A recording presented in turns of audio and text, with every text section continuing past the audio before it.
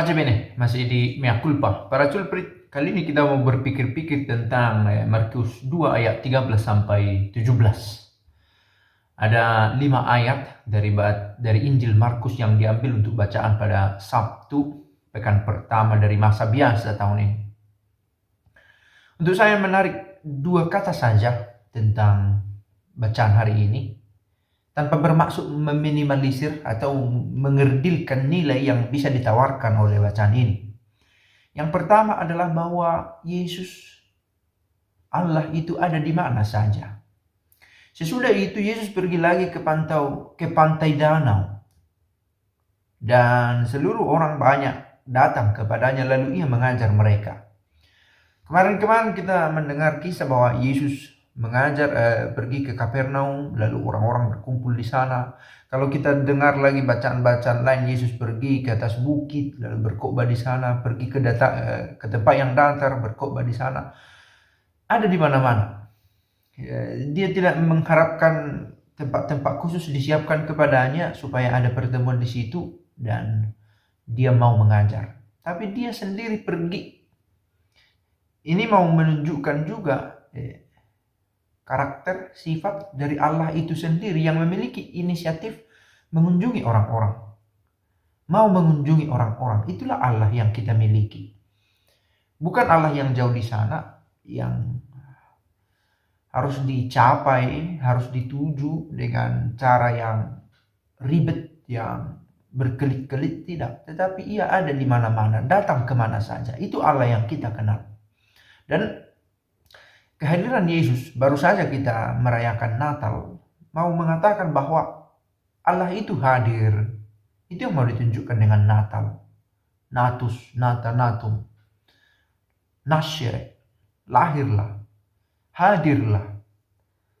Maka salah satu kebanggaan, kegembiraan yang bisa dimiliki oleh seorang Kristen dalam hatinya ialah Allah saya ada di sini, hadir saat ini.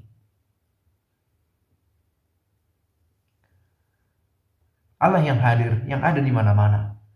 Bukan hanya hadir dan untuk menilai-nilai, mengamati kalau kita berbuat salah lalu dihukum, kalau kita berbuat baik diberi ganjaran baik. Tapi ia hadir dan mengajar, selalu hadir untuk mengajar. Dikatakan dalam banyak rupa, bahkan disalib juga.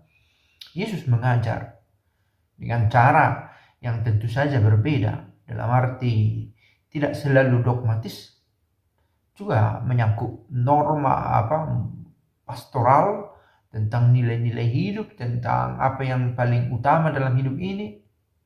Ia mengajarkan itu.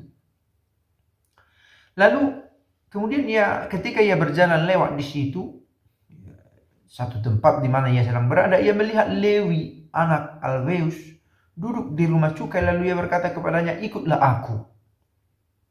Sebuah ajakan mengikuti Yesus yang ditujukan kepada orang yang ada di rumah cukai, bahkan orang yang bekerja menyangkut bea cukai.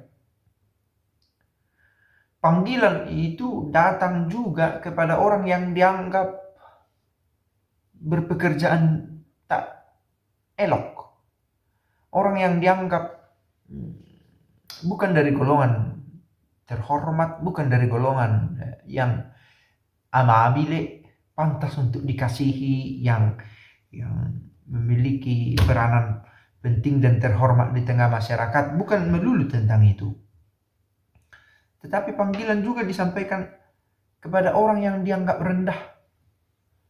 Lihatlah bagaimana Yesus itu memberikan harapan bagi banyak orang, bahkan semua orang, selain tadi, dimanapun juga.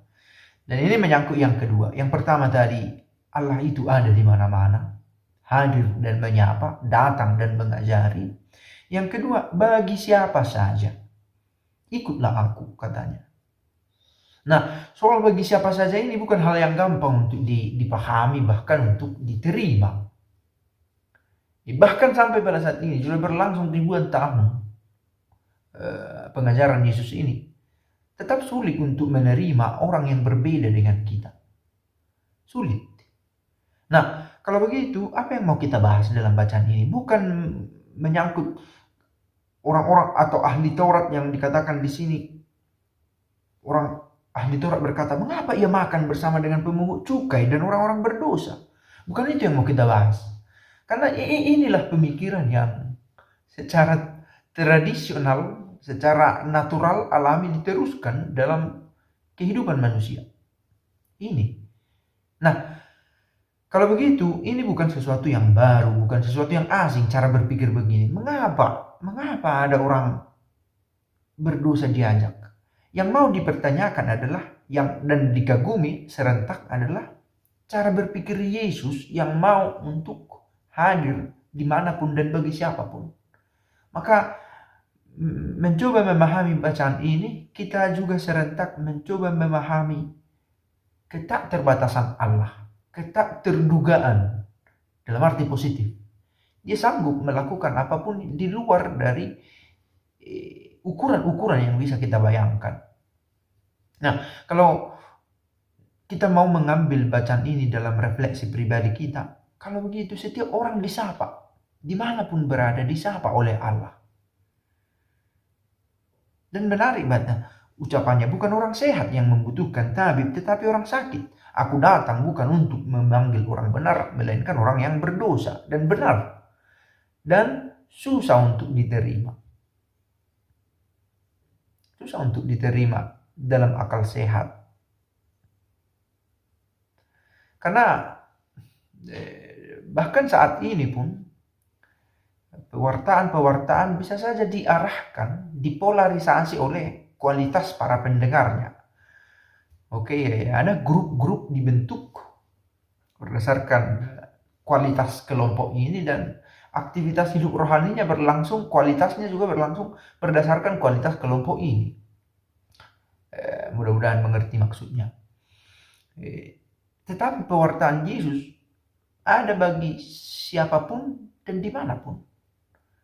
Yesus melihat bagian terdalam dari manusia itu. Eksistensinya sebagai manusia ditemukan sekalipun sebagai orang berdosa, sekalipun dimanapun berada, di rumah orang pemungut cukai kah, di rumah pemungut cukai kah, di bait Allah kah, di pasar kah, di tempat ibadat lain kah, di sinagoga, semua disapa, semua dikunjungi.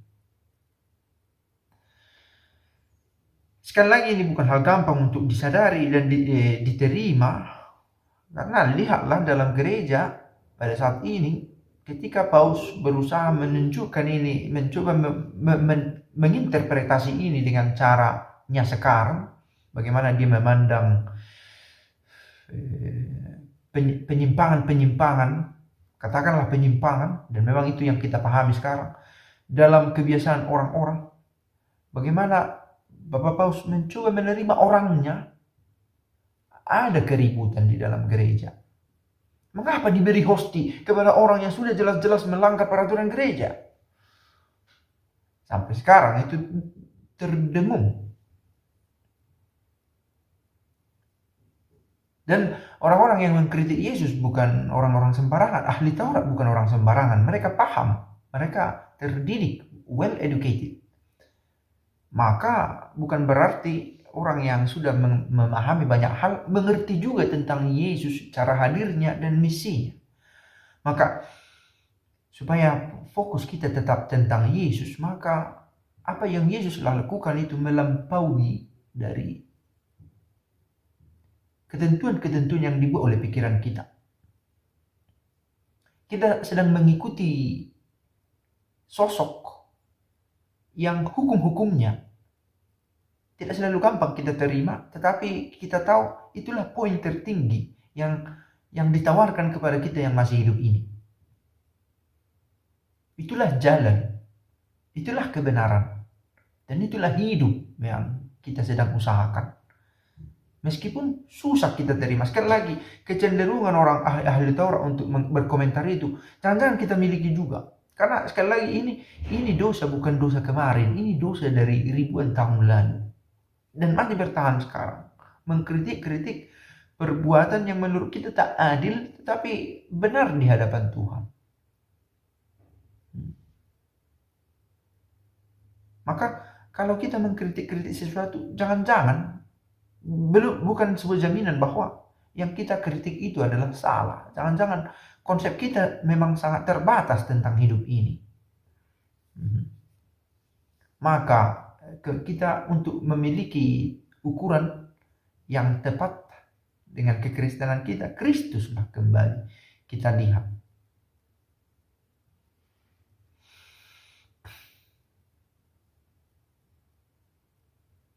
Yesus ada di mana-mana dan ada bagi siapa saja. Itulah Allah yang kita kenal, yang murah hati.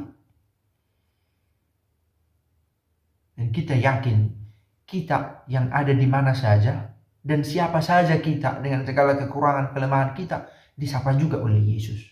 Ini yang kita harapkan dan kita bayangkan bagaimana Yesus memperlakukan kita. Pace bene.